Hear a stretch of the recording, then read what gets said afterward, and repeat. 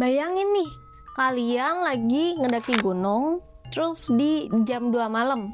Udah gitu suhu dinginnya tuh udah mulai nusuk banget, kayak rasanya linu sampai ke tulang. Udah gitu di kanan kiri kalian tuh cuman ada batu sama jurang. Dan di sisi lain kamu tuh udah mulai merasa capek dan pengennya itu ke istirahat aja gitu. Tapi tiba-tiba ada suara dari arah depan kamu. Kalian tuh dengar suara orang menawarin jualannya mereka gitu, kayak monggo mas mampir gitu.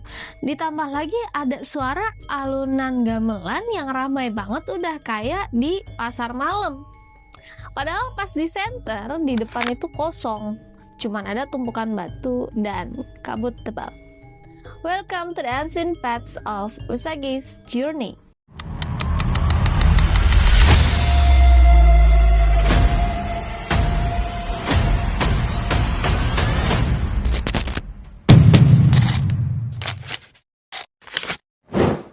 Halo Journeys, balik lagi sama aku Usagi. Buat kalian yang anak gunung atau yang suka banget nih dengerin cerita-cerita pendakian, pasti udah nggak asing lagi nih sama satu nama tempat ini, ya kan? Pasar Bubrah di Gunung Merapi. Tempat ini legendaris banget, hampir semua pendaki senior tuh kayak punya cerita merinding soal tempat ini. Hari ini kita bakal bedah tuntas. Nah, sebenarnya apa sih Pasar Bubrah? Dan benar nggak sih kalau kita jajan di sana, jiwa kita tuh bakal tertahan dan nggak bisa pulang? Nah, siapin cemilan atau minuman hangat kalian, jangan tonton sendirian, mari kita bahas. Kalian harus paham nih, di dimensi itu Pasar Bubrah itu bukan cuma sekedar tempat jual beli biasa ya. Itu adalah pusat peradaban. Kalau di dunia kita ada mall besar atau kayak alun-alun yang ada di kota yang nggak pernah tidur, ya itulah Pasar Bubrah bagi penghuni Gunung Merapi. Bangunannya itu bukan dari semen ya, tapi terlihat kokoh dengan gaya arsitektur Jawa kuno yang sangat megah. Jalanannya juga bukan aspal, tapi batu-batu halus yang tertata rapi. Suasananya ramai banget.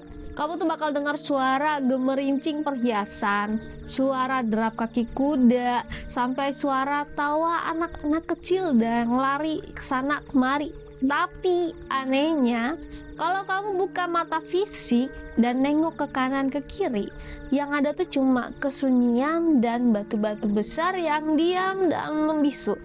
Itulah kenapa banyak pendaki yang merasa bingung atau disorientasi di sini.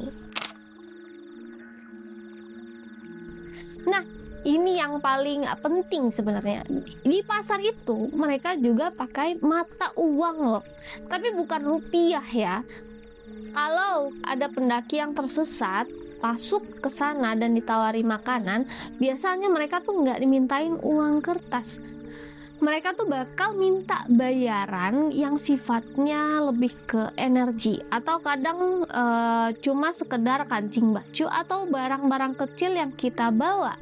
Tapi pesanku satu nih, jangan pernah mengambil atau menerima apapun dari sana. Kenapa?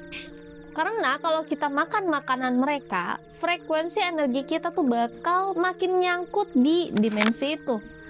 Makanya ada cerita pendaki yang hilang sampai berhari-hari, tapi pas ditemuin mereka tuh merasa cuman kayak main sebentar aja itu di pasar gitu. Padahal di dunia nyata, keluarga tuh udah nangis-nangis nyariin dia. Mereka itu sebenarnya lagi terjebak dalam waktu yang berbeda.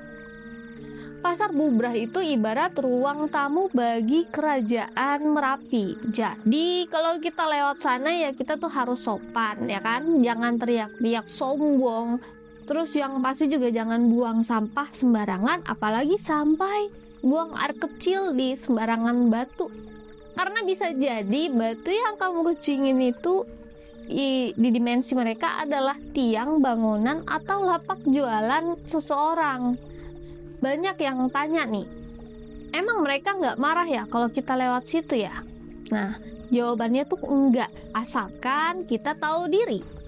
Mereka itu penghuni lama ya. Kita ini cuma tamu yang sebenarnya numpang lewat untuk ke puncak. Intinya kita tuh harus saling menghormati aja nih antara dunia fisik dengan dunia astralnya.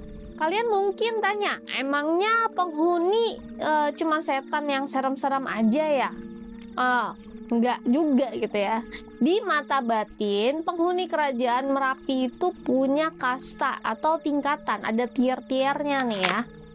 Ada yang terlihat mungkin seperti prajurit dari kerajaan zaman dulu, terus pakai baju zirah, terus ada juga yang bangsawan yang pakai pakaian rapi, terus gitu kayak kelihatannya ningrat banget gitu. Sampai kayak yang rakyat jelata yang tampilannya kayak pedagang pasar biasa juga ada. Mereka itu punya kehidupan sendiri, punya keluarga, punya aturan hukum yang ketat, sama kayak manusia, 11-12 lah sebenarnya. Karena kan sebenarnya bangsa jin itu adalah makhluk yang menjaga bumi sebelum manusia datang. Nah, kamu bisa cari tahu itu lebih dalam lagi nanti. Makanya kalau ada manusia yang bertingkah aneh-aneh atau sombong di area Pasar Bubra ini, yang marah tuh bukan cuman 1-2 hantu aja, tapi bisa satu sistem kerajaan yang merasa terganggu. Ibaratnya tuh kayak kamu lagi asik belanja di pasar, tiba-tiba ada orang asing yang masuk terus teriak-teriak nggak jelas ya kan, pasti itu satu pasar tuh bakal nengok dan merasa risih banget. Ada satu rahasia lagi yang jarang orang tahu. Nah, terkadang barang-barang yang kita bawa dari dunia fisik ya, kayak pendaki yang bawa coklat atau mie instan atau kopi, itu aromanya kan kuat banget untuk menarik perhatian mereka. Bukan karena mereka lapar atau makan fisik coklatnya itu sendiri, tapi mereka tuh lebih tertarik sama energi dari barang-barang itu. Nah, pernah nggak kalian merasa nih, lagi ngedaki, tiba-tiba makanan yang kalian bawa rasanya tuh kayak jadi hambar atau lebih cepet basi, atau air minum yang harusnya tuh kayaknya seger pas diminum tapi tiba-tiba rasanya malah jadi aneh. Nah, itu tandanya energinya itu udah dicicipi atau diambil oleh penghuni yang ada di sana.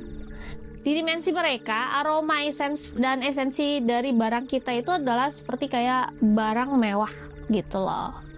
Terus gimana biar kita tetap aman? Kuncinya tuh cuma satu, kita harus fokus dan sadar, healing gitu ya maksudnya. Jangan biarkan pikiran kalian tuh kosong atau melamun pas lagi istirahat di area Pasar Bubrah atau tempat-tempat yang memiliki energi lain gitu.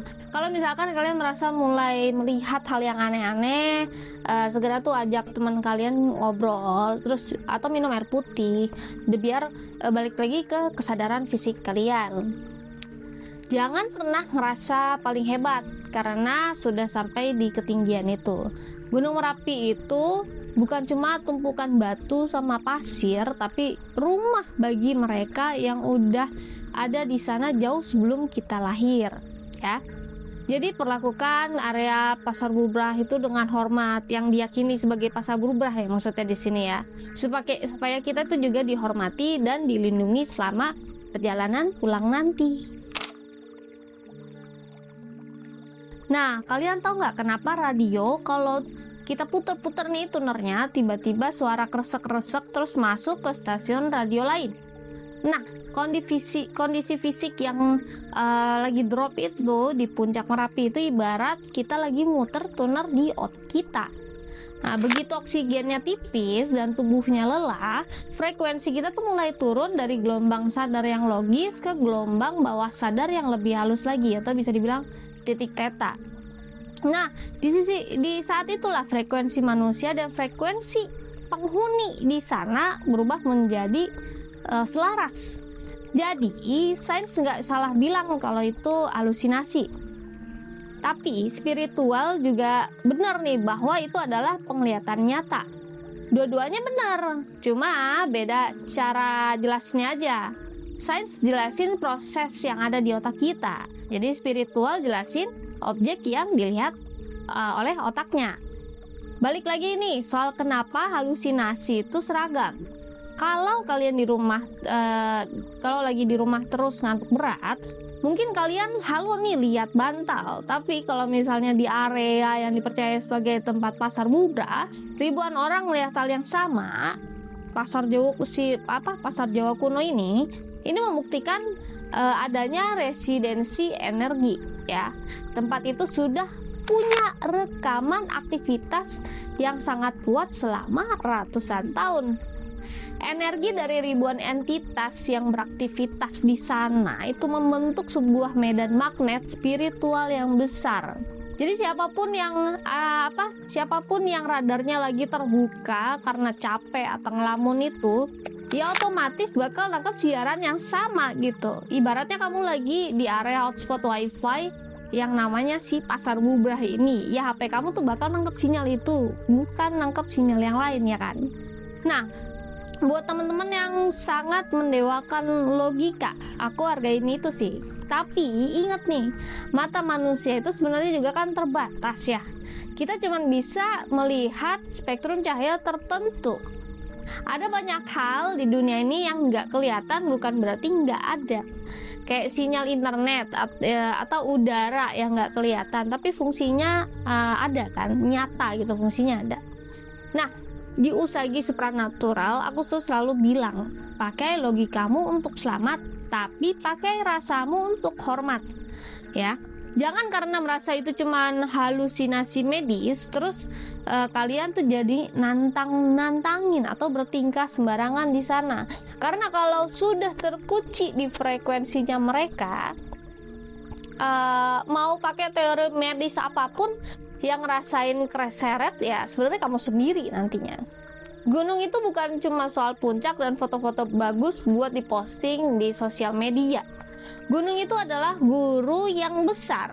Nah, dia tuh mengajarkan kita soal batas kekuatan manusia dan cara menghargai alam yang nggak selamanya bisa kita jelaskan pakai rumus matematika.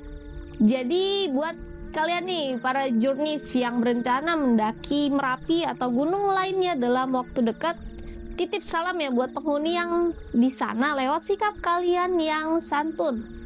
Bawa pulang sampahmu, tinggalkan juga kesombonganmu di bawah, dan bawa pulang cerita yang mendewakan jiwa. Anjay. Oke, itu tadi sekilas tentang misteri dan logika di balik megahnya pasar bubrah yang dipercaya ada di Gunung Merapi. Percaya atau enggak itu kembali ke kalian masing-masing ya. Tapi yang jelas energi itu nyata dan dia bakal merespon apa yang kamu pancarkan. Nah, kalau di antara kalian ada yang rasa pulang bawa oleh-oleh yang gak diinginkan, kayak tiba-tiba sering sakit gak jelas, atau emosinya gampang meledak, atau merasa selalu kayak ada yang ngikutin nih di pundak setelah pulang dari tempat keramat, itu jangan dibiarin lama-lama. Itu tandanya aura kalian perlu diselaraskan lagi. Langsung aja meluncur ke Usagi Supranatural Consultant, klik link yang ada di bio, yang ada di bawah ini. Bikin janji temu sama aku atau janji untuk konsultasi secara online juga bisa. Kita bakal cek energinya, kita bersihin juga residu yang nempel, dan kita buka lagi nih aura positif kalian biar aktivitas sehari-hari juga jadi lancar dan enteng lagi.